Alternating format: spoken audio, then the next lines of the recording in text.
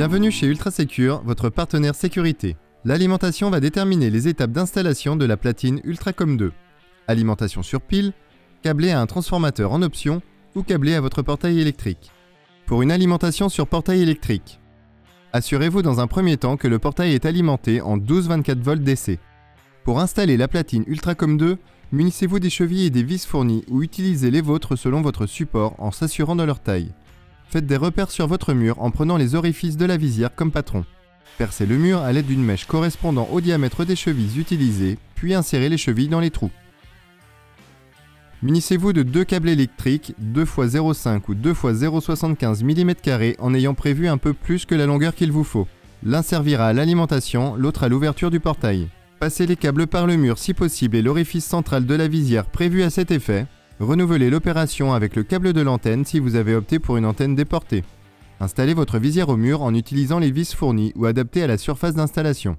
Ouvrez la platine en utilisant l'outil fourni. Attention, ne perdez pas les 6 vis anti-effraction spécifiques d'ouverture de la platine. Si vous avez opté pour une antenne déportée, n'oubliez pas de relier l'antenne à la platine sur le raccord d'antenne déportée.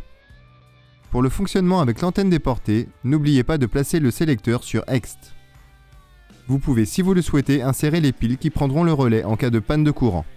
Vissez le socle de la platine à la visière via les 8 vis fournies. Attention, il existe des cartes différentes. Vous devez vous reporter à la notice de votre moteur de portail impérativement. Dans un premier temps, coupez le courant pour assurer une installation en toute sécurité. Le plus commun pour alimenter l'Ultracom 2 sur l'alimentation d'un portail est de repiquer le courant 12 ou 24 volts sur l'alimentation de la carte électronique. Pour plus de facilité, vous pouvez déclipser le bornier et le reclipser après avoir installé vos câbles. Utilisez le schéma présent au niveau du bornier afin de repérer la correspondance des numéros. Sur l'Ultracom 2, connectez le câble plus sur la borne plus et le câble moins sur la borne moins.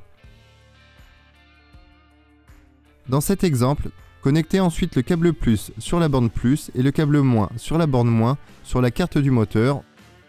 Chaque bornier peut être différent. Référez-vous à la notice de votre portail électrique.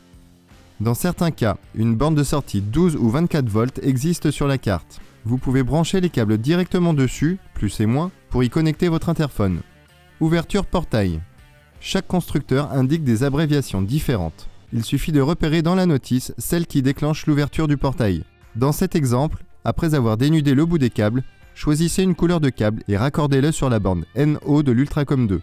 L'autre bout devra être raccordé sur la borne GND ou BP de la carte de votre portail. Avec l'autre câble, connectez un bout sur la borne COM de l'Ultracom 2 et raccordez-le sur la borne battant total ou battant piéton de votre carte de portail.